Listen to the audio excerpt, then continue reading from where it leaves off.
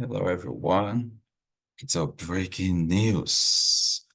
The March 2025 Visa Bulletin is out, and there is a major update you need to know. So in this short and brief video, I'm going to break it down into two key updates. One is the final action date. The final action date, in case you do not know, determines when your priority date, that is the date on your form I-797 notice of action.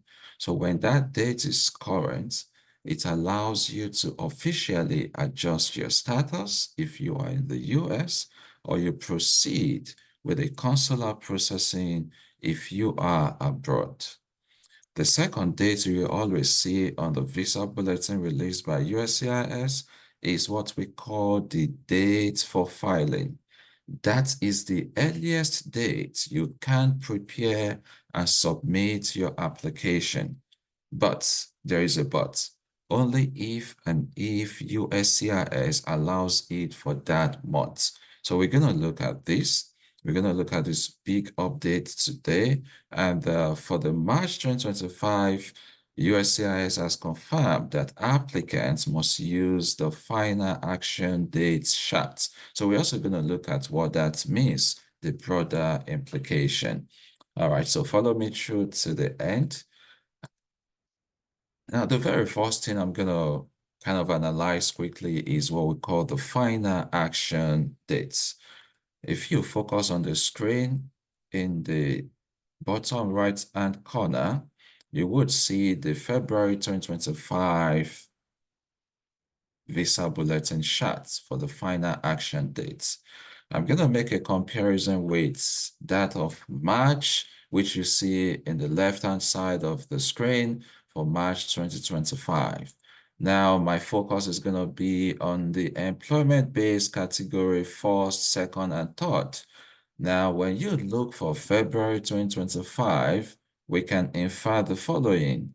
For EB1, is still current for all countries except for the China, mainland, Indian, Mexico, and Philippines. And the same thing applies when you look at that of March 2025. So EB1 is still current. That's good news. So for some of you who is still trying to file for EB1A, this is a very big good news that it is still current. And we hope is going to remain current, but we can only hope. Anything can change, not even now when we have more applicants. Remember, there is a limit to the visa available for EB1 as well. Now, the second thing is to look at the second preference employment base. That's the popular EB2 NIW falls in this category. And for the EB2 NIW, we can see significant changes. For the March 2025, when you focus on the March 2025 on the screen, for second preference EB2, wherein we have the NIW, the EB2 priority dates moved forward by over a month. That's from February 2025, wherein it was 1st April 2023. It's moved to 15 March 2023 in the March 2025 Visa Bulletin. So this is a very big good news, right? But take note again, USCIS confirmed that only the final action date should be used. This is where I said it's important for petitioners to focus on these in every given visa bulletin that is released on a monthly basis. USCIS could say use the final action date chart or use the date for filing. They both have their different implication. Now, if your priority date is before or earlier than 15 May 2023, for those in the EB2NW category, you can now proceed with your green card application. Now, when we look at date for filing, previous month back, USCIS allows petitioners to use the date for filing. For those who didn't take advantage of that, some persons may be regretting it now.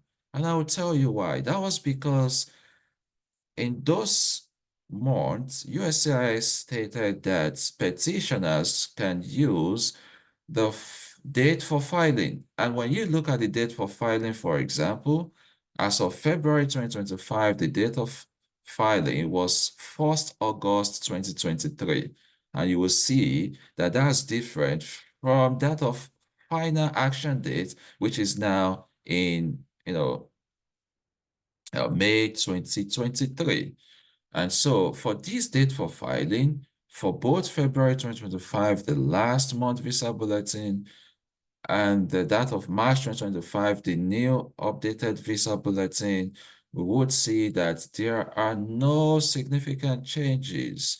Again, for first preference, everything looks the same. For second preference, EB2NIW, we can see for all countries except those listed, it's still 1st August 2023. So there are no changes in this situation. And what does this mean? If USCIS has confirmed that your petitioner should use the final action date, it simply means that even if your priority date is before August 1st, 2023, as we have listed here for the date for filing, you cannot submit yet. You cannot submit your change of status application yet, unless your date is also current under the final action date. So that's the balance. When the date for filing was to be used, as stated by USCIS, if you have not acted then, you can no longer act now based on the latest trend that requires you to use the final action date. So it's a check and balance between these two.